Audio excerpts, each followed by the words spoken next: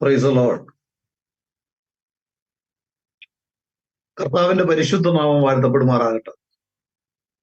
എല്ലാ മാന്യ ശ്രോതാക്കളെയും കർത്താവായ യേശു ക്രിസ്തുവിന്റെ നാമത്തിൽ വന്ദനം അറിയിക്കുന്നു. നിങ്ങളുടെ ദൈവവചന ശ്രദ്ധയ്ക്കും പ്രതികരണത്തിനുമായി ഞങ്ങൾ നന്ദിയുള്ളവരാണ്. കർത്താവ് അനുഗ്രഹിക്കട്ടെ. ഇന്നത്തെ വിഷയം യേശു ക്രിസ്തു യഹോവയെന്ന് യേശു ക്രിസ്തു തന്നെ സമ്മതിച്ചിട്ടുണ്ടോ എന്ന വിഷയത്തെ ആസ്പദമാക്കി സംസാരിക്കാനാണ് താല്പര്യപ്പെടുന്നത്. വിശുദ്ധ ബൈബിൾ നമ്മൾ വായിക്കുമ്പോൾ യേശു ക്രിസ്തു തന്നെ കുറിച്ച് താൻ യഹോവയാണ് എന്ന് വെളിപ്പെടുത്തിയിട്ടുണ്ട്. എന്ന് പറഞ്ഞാൽ താനാണ് യഹോവ, ഞാനാണ് യഹോവ എന്ന് പറഞ്ഞ് ഓടി നടന്നില്ല. കാരണം തൻ്റെ വരവിന്റെ ലക്ഷ്യം താൻ യഹോവയാണെന്ന് വെളിപ്പെടുത്തുക എന്നുള്ളതല്ലായിരുന്നു. തൻ്റെ വരവിന്റെ ലക്ഷ്യം മനുഷ്യവർഗത്തെ പാപങ്ങളിൽ നിന്ന് രക്ഷിക്കുക എന്നുള്ളതായിരുന്നു. അത് രക്ഷിക്കണമെങ്കിൽ താൻ ദൈവം എന്നുള്ളത് മറച്ചു വയ്ക്കണം. താൻ ദൈവം എന്ന് വെളിപ്പെടുത്തിയാൽ തന്നെ ആർക്കും ഒന്നും ചെയ്യുവാൻ കഴിയില്ല, എല്ലാവരും ഓടിപ്പോകും. അത് വെളിപ്പെടുത്തിയ ഒന്ന് രണ്ട് സന്ദർഭങ്ങൾ വ്യക്തമായി വിശുദ്ധ ബൈബിൾ പഠിപ്പിക്കുന്നുണ്ട്. ആ സന്ദർഭങ്ങളിലെല്ലാം തൻ്റെ മുൻപിൽ നിന്നവര് ബോധം കെട്ട് വീണു. ഞാൻ ഒന്നാമത് പറയുന്ന വിഷയം യേശു ക്രിസ്തു യഹോവയാണ് എന്ന് സമ്മതിച്ച ഒരു സംഭവം ഞാൻ നിങ്ങളുടെ മുൻപിൽ വായിക്കുവാൻ താല്പര്യപ്പെടുകയാണ്. യോഹന്നാന്റെ സുവിശേഷം 49 അധ്യായം 51 വാക്യം. നഥാനിയേൽ അവനോട്, റബി, നീ ദൈവപുത്രൻ, ഇസ്രയേലിന്റെ രാജാവ് തന്നെ എന്ന് ഉത്തരം പറഞ്ഞു. യേശു അവനോട്, ഞാൻ നിന്നെ അത്തിയുടെ കീഴിൽ കണ്ടു എന്ന് നിന്നോട് പറയുകൊണ്ട് നീ വിശ്വസിക്കുന്നുവോ? നീ ഇതിനേക്കാൾ വലിയത് കാണും എന്ന് ഉത്തരം പറഞ്ഞു.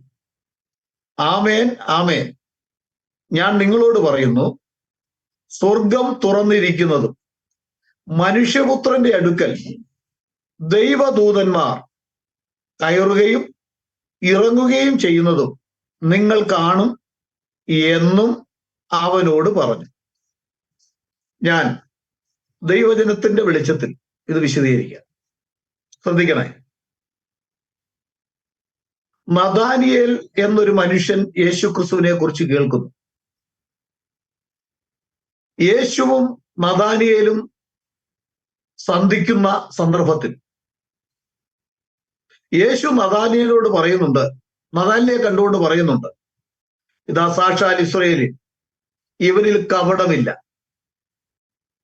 എന്ന് പറഞ്ഞപ്പോൾ നഥാനിയേൽ ചോദിക്കുന്നു, ഗുരു, റബി, നീ എപ്പോൾ എന്നെ അറിയും? ഞാനത് ഒന്ന് വായിക്കുവാൻ താല്പര്യപ്പെടുകയാണ്. എൻ്റെ മാന്യ സ്നേഹിതര് ആ വചനം വളരെ ശ്രദ്ധയോടെ ഒന്ന് വായിക്കുമ്പോൾ ശ്രദ്ധിക്കണമെന്ന് താല്പര്യപ്പെടുന്നു. യോഹന്നാന്റെ സുവിശേഷം 1 അധ്യായത്തിന്റെ 45 മുതൽ ഉള്ള വാക്യങ്ങൾ ഞാനിവിടെ വീണ്ടും വായിക്കാം. ഫിലിപ്പോസ് നഥാനിയേലിനെ കണ്ട് അവനോട്, ന്യായപ്രമാണത്തിൽ മോശയും പ്രവാചകന്മാരും എഴുതിയിരിക്കുന്നവനെ കണ്ടെത്തിയിരിക്കുന്നു. ഇവിടെ എന്താ നമുക്ക് മനസ്സിലാക്കാൻ കഴിയുന്നത്? ന്യായപ്രമാണത്തിൽ മോശയും പ്രവാചകന്മാരും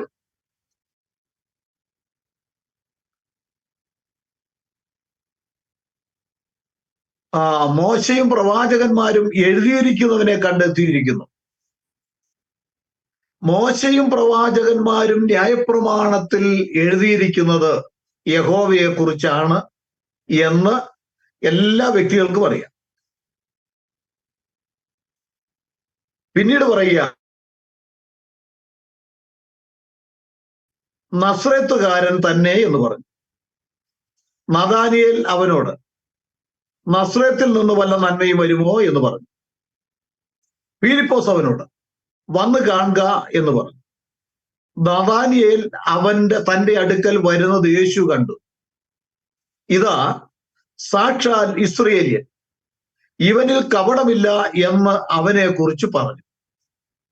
നഥാനിയേൽ അവനോട്, എന്നെ എവിടെ വെച്ച് അറിയും എന്ന് ചോദിച്ചതിന്, ഫിലിപ്പോസ് നിന്നെ വിളിക്കും മുൻപേ നീ അത്തിയുടെ കീഴിൽ ഇരിക്കുമ്പോൾ ഞാൻ നിന്നെ കണ്ടു എന്ന് യേശു ഉത്തരം പറഞ്ഞു. നഥാനിയേൽ അവനോട്, റബി, നീ ദൈവപുത്രൻ.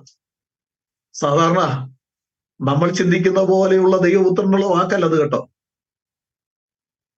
അവിടെ ദൈവപുത്രൻ, യേശു ദൈവപുത്രനാണെന്ന് പറഞ്ഞാൽ ഏറ് കിട്ടും.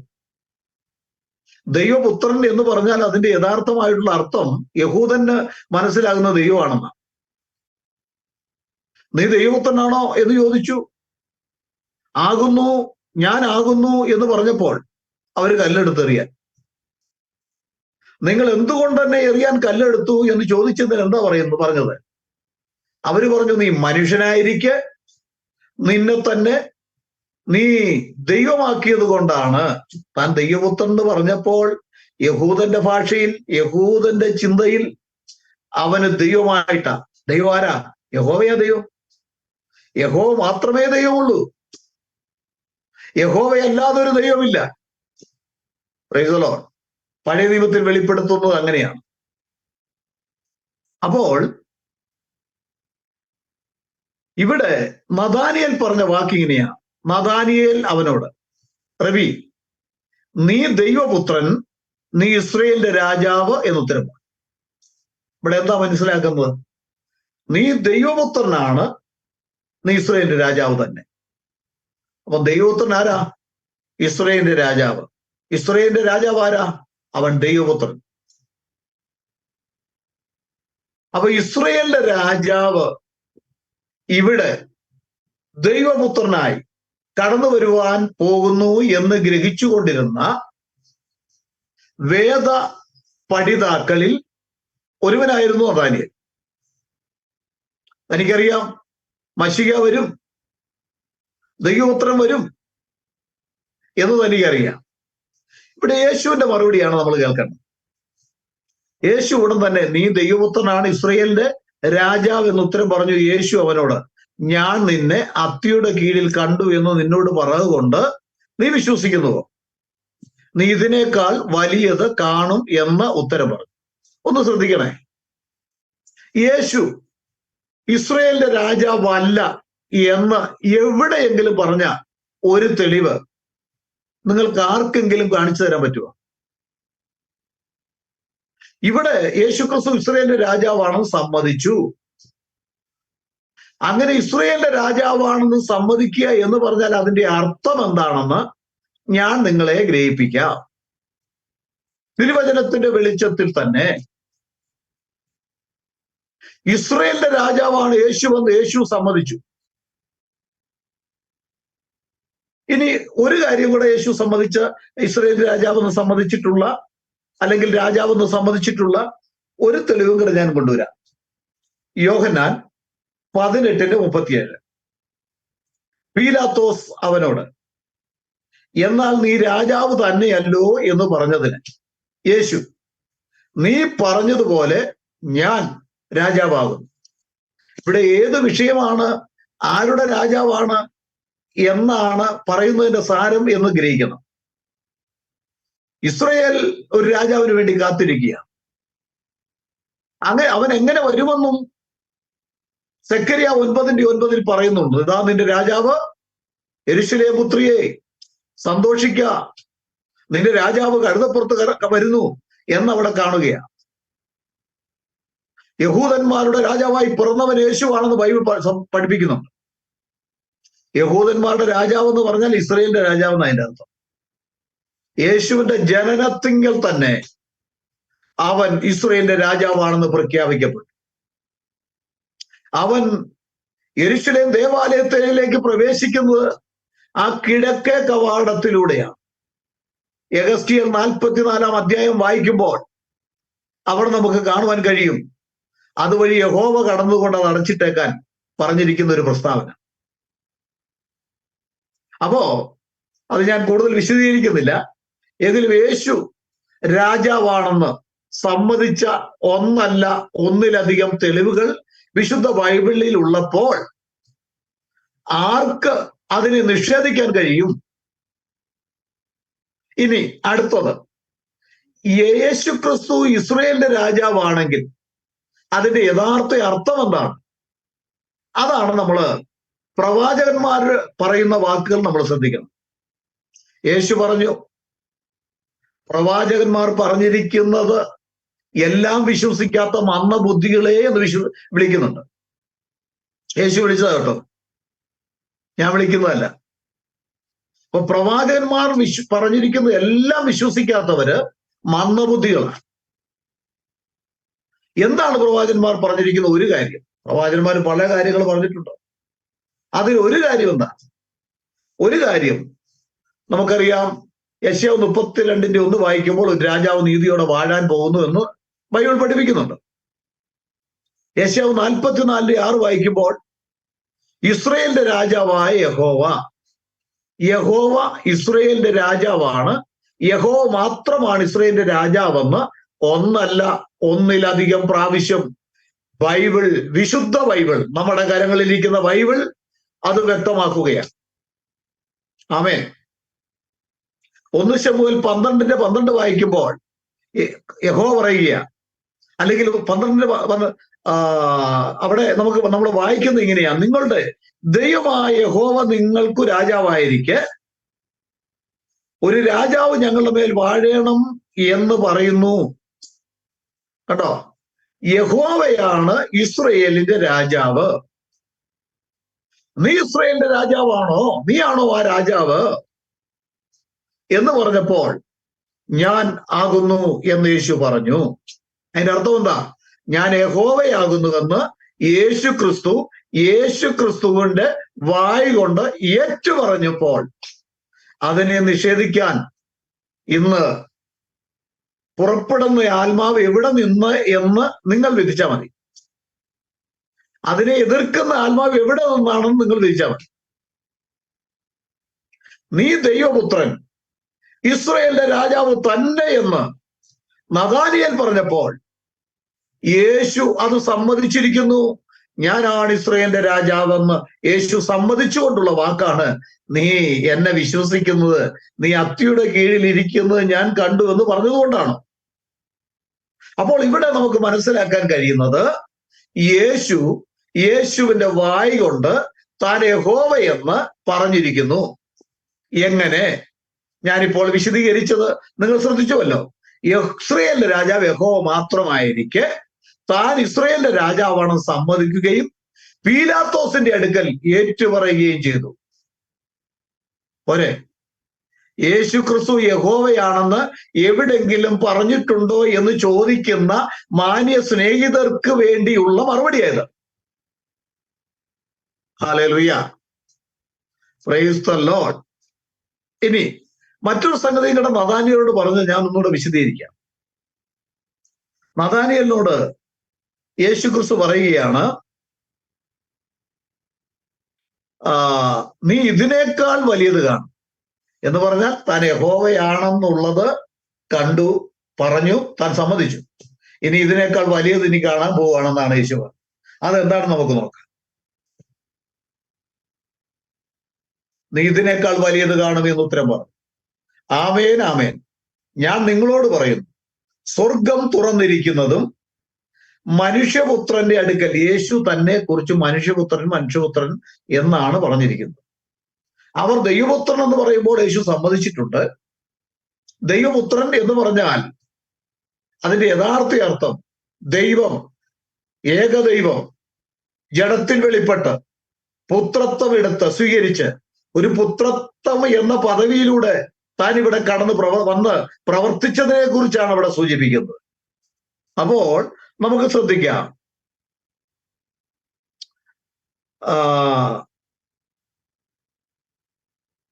നീ ഇതിനേക്കാൾ വലിയത് കാണും എന്ന് ഉത്തരം പറഞ്ഞു. ആമേൻ ആമേൻ, ഞാൻ നിങ്ങളോട് പറയുന്നു, സ്വർഗം തുറന്നിരിക്കുന്നതും മനുഷ്യപുത്രന്റെ അടുക്കൽ ദൈവദൂതന്മാർ കയറുകയും ഇറങ്ങുകയും ചെയ്യുന്നതും നിങ്ങൾ കാണും എന്ന് അവനോട് പറഞ്ഞു. അതിന്റെ അർത്ഥം എന്താ സ്നേഹിതരെ? യേശു പറയുക, ഇനി നിങ്ങൾ ഇതിനേക്കാൾ വലുത് കാണും. എന്താ ഇതിനേക്കാൾ വലുത് കാണുമെന്ന് പറഞ്ഞാൽ അതിന്റെ അർത്ഥം താൻ അത് വിശദീകരിക്കുകയാണ്. മനുഷ്യപുത്രന്റെ അടുക്കൽ ദൈവദൂതന്മാർ കയറുകയും ഇറങ്ങുകയും ചെയ്യുന്നത് നിങ്ങൾ കാണും. ഇത് നമ്മളെ എവിടേക്ക് കൊണ്ടെത്തിക്കുക? നമ്മളെ ഉൽപ്പത്തി പുസ്തകം 28-ാം അധ്യായം അതിന്റെ 12-ാം വാക്യത്തിലേക്ക് നമ്മളെ കൊണ്ടെത്തിക്കുന്നു. ഞാനത് വായിക്കാം. അവൻ ഒരു സ്വപ്നം കണ്ടു. യാക്കോബിനെ സംബന്ധിച്ച് നമ്മളവിടെ പഠിക്കുന്നത്, യാക്കോബ് ഒരു സ്വപ്നം കണ്ട ചരിത്രമായി ഇവിടെ വിശദീകരിക്കുന്നത്. അവൻ ഒരു സ്വപ്നം കണ്ടു, ഇതാ ഭൂമിയിൽ വെച്ചിരിക്കുന്ന ഒരു ഗോവണി, അതിന്റെ തല സ്വർഗത്തോളം എത്തിയിരുന്നു. ദൈവത്തിന്റെ ദൂതന്മാർ അതിന്മേൽ കൂടി കയറുകയും ഇറങ്ങുകയുമായിരുന്നു. ഹല്ലേലൂയ. ഇവിടെ പ്രത്യേകിച്ച് എൻ്റെ മാന്യ സ്നേഹിതരെ, നിങ്ങൾ അത് വളരെ ശ്രദ്ധിച്ചു വായിച്ചാൽ നിങ്ങൾക്കൊരു കാര്യം മനസ്സിലാക്കാനായിട്ട് കഴിയും. അതിന്റെ 10-ാം വാക്യം മുതൽ ഞാൻ വായിക്കാം. എന്നാൽ യാക്കോബ് ബെർശേബയിൽ നിന്ന് പുറപ്പെട്ടു ഹാരാനിലേക്ക് പോയി. അവൻ ഒരു സ്ഥലത്തെത്തിയപ്പോൾ സൂര്യൻ അസ്തമിക്കൊണ്ട് അവിടെ രാപാർത്തു. അവൻ ആ സ്ഥലത്ത് കല്ലുകളിൽ ഒന്നെടുത്ത് തലയിണയായി വെച്ച് അവിടെ കിടന്നുറങ്ങി. അവനൊരു സ്വപ്നം കണ്ടു, ഇതാ ഭൂമിയിൽ വെച്ചിരിക്കുന്ന ഒരു ഗോവണി, അതിന്റെ തല സ്വർഗത്തോളം എത്തിയിരുന്നു. ദൈവത്തിന്റെ ദൂതന്മാർ അതിന്മേൽ കയറുകയും ഇറങ്ങുകയുമായിരുന്നു. അതിന്മീതെ യഹോവ നിന്ന് അരുളി ചെയ്തു, ഹല്ലേലൂയ, ഞാൻ നിന്റെ പിതാവായ അബ്രഹാമിന്റെ ദൈവവും ഇസ്ഹാക്കിന്റെ ദൈവവുമായ യഹോവയാകുന്നു. ഇവിടെ എന്താ യേശു പറഞ്ഞു? നിങ്ങൾ വലിയ വൈലി കാണാൻ പോവുക. യേശു ഒരിക്കൽ പറഞ്ഞു, നിങ്ങൾ മനുഷ്യപുത്രനെ ഉയർത്തിയ ശേഷം ഞാൻ തന്നെ അവൻ ആകുന്നുവെന്ന് നിങ്ങൾ അറിയുമെന്ന് യോഹന്നാന്റെ സുവിശേഷം 8-ാം അധ്യായം നമ്മളെ വ്യക്തമാക്കി പഠിപ്പിക്കുന്നു. ഞാൻ തന്നെ അവൻ, നിങ്ങൾ ഉയർത്തുന്ന മനുഷ്യപുത്രന്റെ ആണെങ്കിലും ഞാനാണ് അവൻ എന്ന് നിങ്ങൾ അന്ന് അറിയും. അത് തന്നെ യേശു പറഞ്ഞത്. എന്താ? ദൈവദൂതന്മാർ മനുഷ്യപുത്രന്റെ അടുക്കൽ ദൈവദൂതന്മാർ കയറുകയും ഇറങ്ങുകയും ചെയ്യുന്നത് നിങ്ങൾ കാണും. ദൈവദൂതന്മാർ കയറുകയും ഇറങ്ങുകയും ചെയ്യുന്നത് യാക്കോബ് കണ്ടത് യഹോവയുടെ അടുക്കലാണ്. യേശു പറഞ്ഞതിന് സാരം, അന്ന് ഞാൻ അവനാകുന്നുവെന്ന് നിങ്ങൾ കാണും എന്ന് പറഞ്ഞ അതേ അർത്ഥം തന്നെ അവിടെ കൊടുക്കുന്നു. മനസ്സിലായോ? യേശു പറഞ്ഞില്ല, ഞാൻ തന്നെ വഴി, ഞാൻ തന്നെ സത്യം. ഏത് വഴിയാ? സ്വർഗത്തിലേക്ക് എത്തുന്ന വഴി. ഏത് വഴിയാ? പിതാവിന്റെ അടുക്കലേക്ക് എത്തുന്ന വഴി. ഞാൻ തന്നെയാണ് വഴിയും സത്യവും. ഞാനാണ് ഈ ഗോവേണി. പക്ഷെ ഗോവേണി ചവിട്ടി ആ യേശുക്രിസ്തു എന്ന ഗോവേണിയിലൂടെ നമ്മൾ കടന്നു ചെല്ലുമ്പോൾ അവിടെ തലയ്ക്കലിരിക്കുന്നത് ഞാനാണ്, മനുഷ്യപുത്രനാണ്, അത് യഹോവയാണ്. ഇത് വിശ്വസിക്കാൻ നിങ്ങൾക്ക് പ്രയാസമായിരിക്കും, പക്ഷെ ഇത് വിശ്വസിച്ചേ പറ്റൂ. ബൈബിളിൽ നമ്മൾ ഉൽപ്പത്തി മുതൽ കാണുമ്പോൾ, സൃഷ്ടിപ്പ് മുതൽ കാണുമ്പോൾ നമുക്കറിയാം, ആ സൃഷ്ടിപ്പ് കഴിഞ്ഞ് മനുഷ്യൻ പാപം ചെയ്തപ്പോൾ യഹോവ വരുന്ന കാലച്ച കേട്ടു എന്ന് നമ്മൾ വായിക്കുന്നു.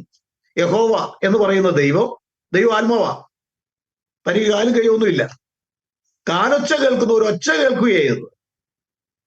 ഒച്ച കേൾക്കുന്നു എന്ന് പറയുമ്പോൾ അവിടെ ഒരു ശബ്ദമാണ് കേട്ടത്. അപ്പോൾ അവിടെയും കടന്നു ചെന്നത് യേശു ക്രിസ്തുവാണ്.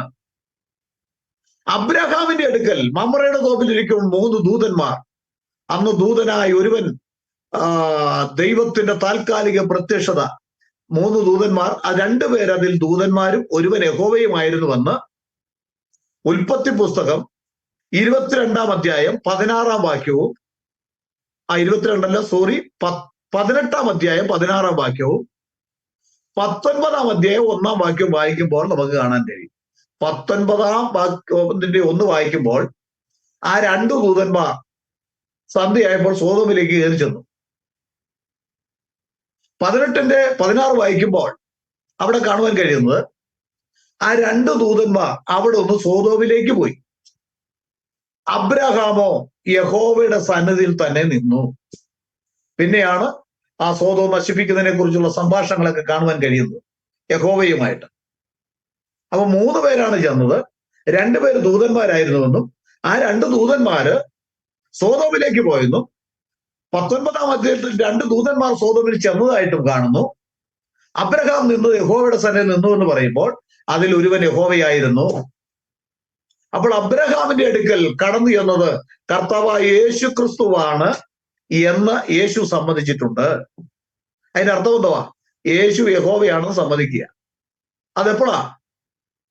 അത് അവിടെയുള്ള പരീശന്മാരുമായിട്ട് വാദിച്ചപ്പോൾ യേശു പറഞ്ഞു, അബ്രഹാം എന്റെ ദിവസം കണ്ടു, സന്തോഷിച്ചിട്ടുണ്ടെന്ന്.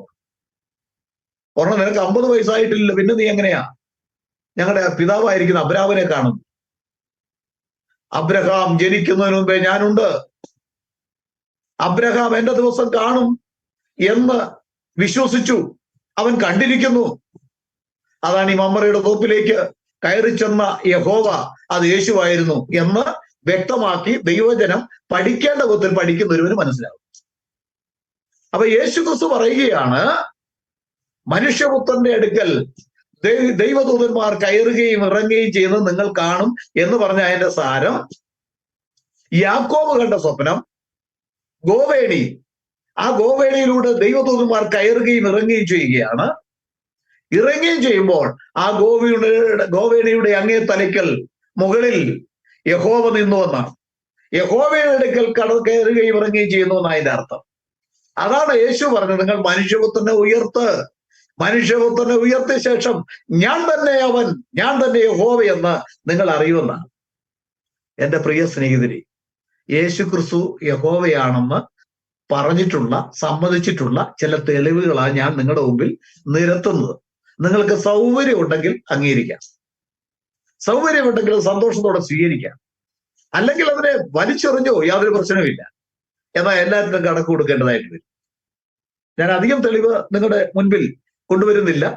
വരും ദിവസങ്ങളിൽ അതിനെക്കുറിച്ച് ചോദിച്ചാൽ അതിന് മറുപടികൾ നൽകാൻ ഞങ്ങൾ തൽപരരാണ്.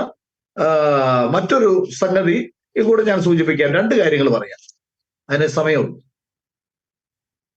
രണ്ടാമത്തെ സംഗതി,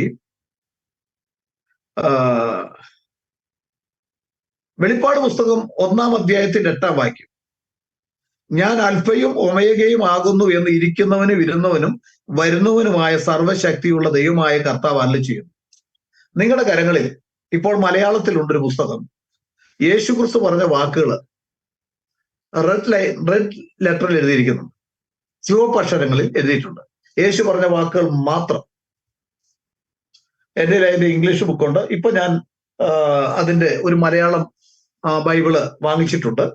ആ മലയാള ബൈബിളിലും സത്യത്തിൽ വെളിപ്പാട് പുസ്തകം യേശുക്രിസ്തു തന്നെ പറഞ്ഞ വാക്കുകള് ചുവപ്പ് അക്ഷരത്തിൽ, ചുവപ്പ് മഷി കൊണ്ട് എഴുതിയിട്ടുണ്ട്.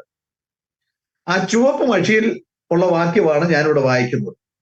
അതിന്റെ 8-ാം വാക്യം, ഞാൻ അൽഫയും ഒമേഗയും ആകുന്നു. യേശു പറഞ്ഞത്, ഞാൻ അൽഫയും ഒമേഗയും ആകുന്നുവെന്ന് ഇരിക്കുന്നവനും ഇരുന്നവനും വരുന്നവനുമായ സർവശക്തിയുള്ള ദൈവമായ കർത്താവ് അരുളിച്ചെയ്യുന്നു. സർവശക്തിയുള്ള ദൈവമായ കർത്താവ് ആരോ? അവൻ ആൽഫയും ഒമേഗയും ആകുന്നു. അത് ഞാനാകുന്നു എന്ന് ആര് പറഞ്ഞിരിക്കുക? യേശു. അതിന്റെ അർത്ഥം എന്തുവാ? യേശു യഹോവയാണെന്ന് സമ്മതിച്ചിരിക്കുന്നു. 2 തെളിവ്. പിന്നെ ഞങ്ങൾ മിക്കവാറും ആവർത്തിച്ച് പറയാറുള്ള ഒരു തെളിവ് ഉണ്ട്. യോഹന്നാന്റെ സുവിശേഷം 8:24. അവിടെ നമുക്ക് കാണുവാൻ കഴിയുന്നത് യേശു പറയുക, ഞാൻ അവനാകുന്നുവെന്ന് നിങ്ങൾ വിശ്വസിക്കാഞ്ഞാൽ നിങ്ങൾ നിങ്ങളുടെ പാവങ്ങളിൽ മരിക്കും. യേശു ക്രിസ്തു തന്നെ യഹോവയെന്ന് വിശ്വസിക്കാത്ത വ്യക്തികൾ പാപികളാണെന്ന് വിശുദ്ധ ബൈബിൾ പഠിപ്പിക്കും. എന്റെ സ്നേഹിതരെ, കർത്താവായ യേശു ക്രിസ്തുവിനെ സർവശക്തനായ ദൈവമായി, യഹോവയായി, ആ യഹോവ രക്ഷകനായി വന്നവൻ, യഹോവ നമ്മോടുകൂടി എന്നർത്ഥമുള്ള അവൻ ജഡത്തിൽ വെളിപ്പെട്ടവൻ, ദൈവം ജഡത്തിൽ വെളിപ്പെട്ടവൻ, അവൻ വേഷത്തിൽ മനുഷ്യനായി വിളങ്ങിയവൻ. ഈ വചന സത്യങ്ങൾ നിങ്ങൾ ഗ്രഹിക്കാതെ പോയാൽ നിങ്ങളുടെ യാത്ര എങ്ങോട്ടാണെന്ന് പരിശോധിക്കണം. വലിയ വേദ പാണ്ഡിത്യം ലഭിച്ചതുകൊണ്ട് അർത്ഥമില്ല. യേശു ആരാണെന്ന് അറിയണം. യേശു ആരാണെന്ന് അറിഞ്ഞ് അവനെ ആരാധിക്കുന്ന വിധത്തിൽ ആരാധിച്ചാൽ, വിശുദ്ധ ജീവിതം നയിച്ചാൽ,